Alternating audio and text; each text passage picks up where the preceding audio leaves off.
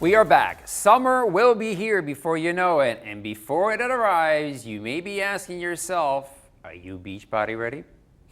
Well, if the answer is no, we may have a solution to help you slim down this summer. It's called SlowBurn, and here to tell you more about it is the creator, celebrity fitness trainer, Frederick Hahn. Frederick! Hi. Thanks for being here, Yeah, man. thanks for having me. Oh, Thank you no very problem. much. So tell me a little bit about the philosophy behind SlowBurn.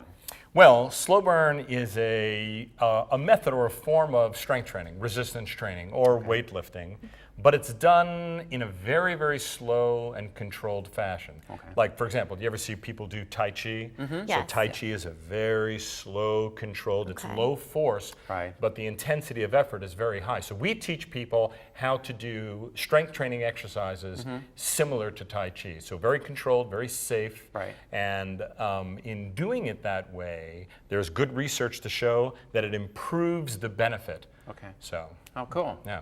So how many times a week do you have to do the SlowBurn fitness? Is it an everyday thing? What is the thought behind that? That's a great question. And the reason why it's a great question is because most people think that they need to exercise almost on a daily basis. Okay. But the truth of the matter is that the benefits of exercise, no matter what exercise you're doing, Okay. those benefits come when you're resting. Okay. When you're recovering from the exercise. I like that. Yeah, so if you do an exercise that's beneficial to you, that causes what I call a positive tissue remodeling, meaning it increases muscle, it increases Right. bone density, Right. increases aerobic endurance, and other benefits of exercise, of strength training exercise. Right. Those benefits come about 24 to 48 hours After you're done. after you're done. Right. Oh. So what we like to tell our clients is we want to discover the least amount of exercise you require, not the most you can withstand. And you've written a book, obviously. Yes, I wrote a book a bunch of years ago called The SlowBurn. I co-authored the book called The SlowBurn Fitness Revolution with my co-authors are Mike and Mary Dan Eads, the two physicians that wrote the Protein Power book. Okay. And that is the system of training that we use at my two studios, Right. one in New York and one in Montclair. Beautiful. So Oh, I cool. understand you have some exercises for us? Yeah, so this will be a demonstration of, Okay. of two, maybe three exercises. Okay. One is what I call, in my book I call it the doorknob squats. Okay. But what you're actually using is your body weight to Okay. strengthen the muscles of your hips and your legs and your thighs. Beautiful. So All I'll give right. you a little Yeah, demonstration. give us a little for it. demonstrations. Yeah. Excellent. So for a lot of people, your own body weight is plenty of resistance to Right. make for a meaningful exercise. Okay. So when we're doing a slow burn squat, we want to make sure we start with the knees just slightly bent. Okay. And then you bring your hands forward so that you can balance your body. Right. And then in a count of a minimum 5 seconds, you slowly lower your body down. Wow. Now, if you see behind me is a stool. Yes. So if you put a stool underneath you, as soon as your hips touch the stool, Right. without resting, you slowly rise back upward. I'm not even doing this and I can feel the burn. Right. Just imagine. Absolutely. Well, the benefit here, and then before, so you don't lock your knees and rest. Right. You keep a little bit of a bend in tension, the right? knees.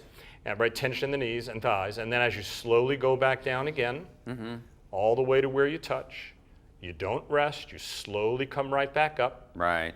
Now you would continue this until the point of complete fatigue. Wow. So let's say on my 7th or 8th repetition, Right. I'd be on the bench here, and I would be squeezing my legs, and I'd be trying to stand up, and I just And then couldn't. you fatigue it out. Right. All right. You know Because that's enough. that, I'm sorry? You know that's enough. That's when enough. to stop. So Right. we call that reaching momentary muscular success. Oh, good. Oh. And you So- understand you have another exercise for us? Yeah, so now after you finish the body weight squats, Right. you can, now the dumbbells that I have here are a resistance that's good for me. Okay.